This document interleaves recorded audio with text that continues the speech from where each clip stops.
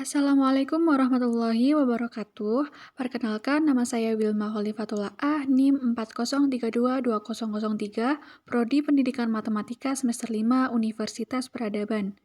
Di sini saya membuat video untuk memenuhi tugas akhir semester mata kuliah Statistika Komputasi dan menjawab soal menggunakan aplikasi SPSS. Langsung saja untuk soal yang pertama. Pembelajaran mata kuliah Statistika Komputasi menerapkan model PBL berbantuan YouTube. Penelitian menghasilkan data yang normal dan homogen sebagai berikut. Nah, di sini sudah ada datanya terkait self-regulated learning, aktivitas model PBL YouTube, dan komunikasi matematis ini sebagai post-testnya. Kemudian ada 3 pertanyaan. Yang pertama, apakah data tersebut normal dan homogen? Yang kedua, apakah terdapat hubungan antara self-regulated learning terhadap kemampuan komunikasi matematis? Dan yang ketiga, apakah terdapat pengaruh antara self-regulated learning dan aktivitas model PBL YouTube terhadap kemampuan komunikasi matematis? Nah, kita akan menjawab soal A terlebih dahulu, apakah data tersebut normal dan homogen? Untuk poin A, kita lakukan uji normalitas terlebih dahulu. Dengan hipotesis H0, data penerapan model PBL berbantuan YouTube berdistribusi normal, dan H1-nya data penerapan model PBL berbantuan YouTube berdistribusi tidak normal. Dengan kriteria H0 diterima jika signifikan lebih dari 0,05 atau alfa. Kemudian untuk hasil outputnya kita akan menggunakan aplikasi SPSS. Nah, seperti ini kita masukkan datanya ke aplikasi SPSS, kemudian kita klik Analyze, Descriptive Statistic, kemudian klik Explore. Nah, seperti ini kita masukkan semua variabelnya ke dalam dependent list. Kita masukkan, kemudian kita klik Plots. Nah, kita centang faktor, normality, plot with test, dan histogram. Kemudian klik Continue, oke. Nah, seperti ini untuk output dari uji normalitas, teman-teman. Nah, seperti ini ya, tabelnya. Ini merupakan tabel output SPSS uji normalitas tadi. Nah, di sini bisa kita lihat ada kolom Kolmogorov-Smirnov dan Shapiro-Wilk.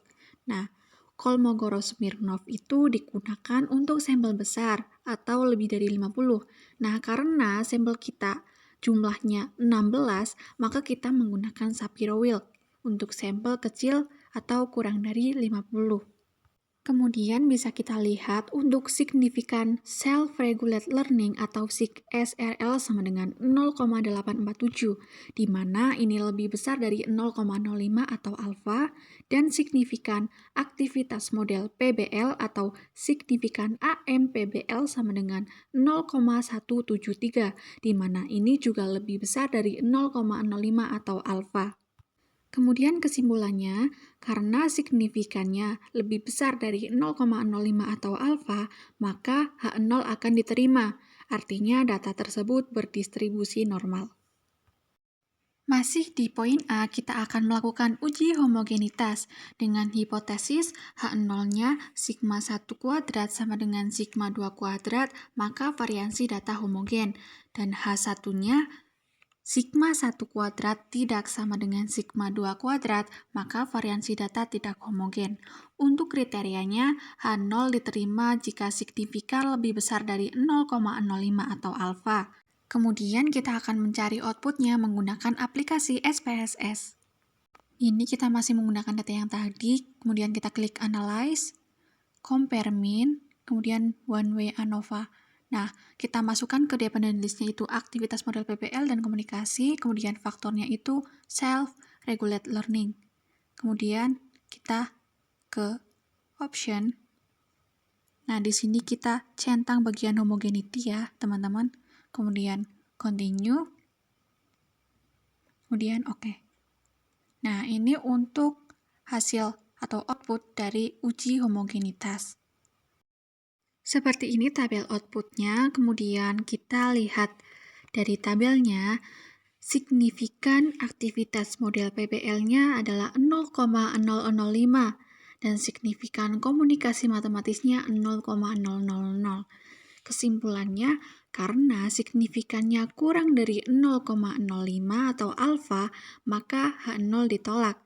Artinya variansi data tidak homogen. Selanjutnya poin B, apakah terdapat hubungan antara self-regulate learning terhadap kemampuan komunikasi matematis? Di sini kita akan menggunakan uji korelasi. Dengan hipotesis H0 di mana beta sama dengan 0, maka tidak ada hubungan antara self-regulate learning terhadap kemampuan komunikasi matematis. Dan H1 di mana beta tidak sama dengan 0, maka ada hubungan antara self-regulate learning terhadap kemampuan komunikasi matematis. Dengan kriteria H0 diterima jika signifikan lebih dari 0,05 atau alfa, dan hasil output SPSS-nya kita akan menggunakan uji korelasi. Kita masih menggunakan data yang tadi, kita klik Analyze, kemudian Correlate, kemudian Bivariate. Nah, karena yang ditanyakan apakah terdapat hubungan antara self-regulate learning dan kemampuan komunikasi matematis, kita masukkan keduanya ke variables, kemudian centang Spearman. Nah, oke. Ini merupakan output dari uji korelasinya. Nah, ini merupakan hasil output SPSS yang tadi. Berdasarkan hasilnya, terlihat bahwa signifikannya itu sama dengan 0,000, di mana ini kurang dari 0,05 atau alfa. Maka kesimpulannya, karena signifikannya kurang dari 0,05 atau alfa, maka H0-nya ditolak. Artinya, ada hubungan antara self-regulate learning terhadap kemampuan komunikasi matematis dengan korelasi sangat kuat karena berada di interval 0,8 sampai 1. Selanjutnya poin C, apakah terdapat pengaruh antara self-regulate learning dan aktivitas model PBL YouTube terhadap kemampuan komunikasi matematis? Kita akan menggunakan uji regresi ganda dengan hipotesisnya H0 di mana beta sama dengan 0, maka tidak ada pengaruh antara self-regulate learning dan aktivitas model PBL YouTube terhadap kemampuan komunikasi matematis. Dan H1 di mana beta tidak sama dengan 0, maka ada pengaruh antara self-regulate learning dan aktivitas model PBL YouTube terhadap kemampuan komunikasi matematis. Dengan kriteria H0 diterima jika signifikan lebih dari 0,05 atau alfa, dan hasil output SPSS-nya kita akan menggunakan uji regresi ganda. Kita masih menggunakan data yang tadi, kita klik Analyze, kemudian klik Regression, kemudian klik Linear. Nah, di sini kita akan masukkan komunikasi matematis ke dalam dependent. Kemudian kita masukkan self-regulate learning dan aktivitas model PBL ke dalam independent, seperti ini. Selanjutnya kita klik bagian statistik paling atas. Nah, kita centang estimate, model fit, dan collinearity diagnostic. Kemudian continue. Kemudian oke. Nah, ini output dari uji regresi gandanya, kita akan memakai 3 tabel. Untuk output uji regresi ganda, yang pertama kita menggunakan tabel ANOVA, di mana nilai signifikannya dapat digunakan untuk prediksi apabila nilai signifikan kurang dari 0,05 atau alfa. Terlihat hasil signifikannya sama dengan 0,00 atau kurang dari 0,05, jadi H0-nya ditolak. Artinya, ada pengaruh antara self-regulate learning dan aktivitas model PBL YouTube terhadap kemampuan komunikasi matematis. Kemudian untuk tabel kedua, kita menggunakan tabel koefisien. Untuk membuat persamaan garis regresi dapat dilihat dari kolom B. Nilai konstan sama dengan negatif 11,554, nilai self-regulate learning sama dengan 0,579, dan aktivitas model PBL sama dengan 0,530. Maka persamaannya adalah Y sama dengan negatif 11,554 ditambah 0,579 self-regulate learning ditambah 0,530 aktivitas model PBL. Kemudian untuk tabel yang ketiga menggunakan tabel model Summary, digunakan untuk korelasi. Lihat nilai R sama dengan 0,991, ini berarti bahwa korelasi antara variabel X1 dan X2 secara bersamaan dengan Y adalah 0,991. Selanjutnya, R² sama dengan 0,983, artinya pengaruhnya sebesar 98,3% dan 1,7% untuk faktor yang lainnya.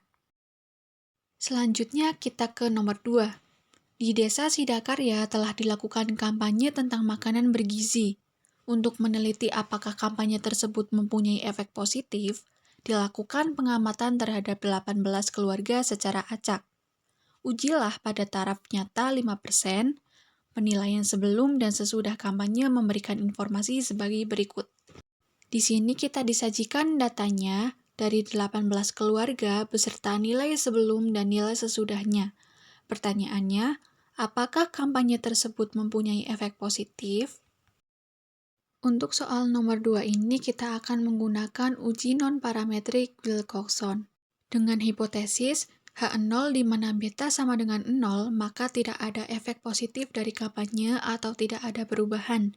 Dan H1 di mana beta tidak sama dengan 0, maka ada efek positif dari kampanye atau ada perubahan. Kriterianya, H0 diterima jika signifikan lebih dari 0,05 atau alfa, dan hasil output SPSS-nya kita akan menggunakan uji non-parametrik Wilcoxon. Nah, kita masukkan datanya ke SPSS, kemudian kita klik Analyze, kemudian kita klik Non-Parametric Test.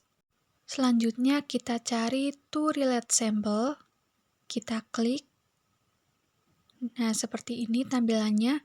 Kita masukkan sebelum ke variabel 1 dan sesudah ke variabel 2, seperti ini. Kemudian kita klik OK. Nah, ini merupakan output dari uji non-parametriknya, kita menggunakan tabel yang di bawah. Kemudian ini merupakan output SPSS yang tadi, menggunakan uji non-parametrik Wilcoxon. Terlihat pada tabel bahwa signifikannya sama dengan 0,004. Maka kesimpulannya, karena signifikannya 0,004, di mana kurang dari 0,05 atau alfa, maka H0-nya ditolak. Artinya, ada efek positif dari kampanye atau ada perubahan. Baik, cukup sekian dari saya. Mohon maaf atas kekurangannya. Terima kasih dan wassalamualaikum warahmatullahi wabarakatuh.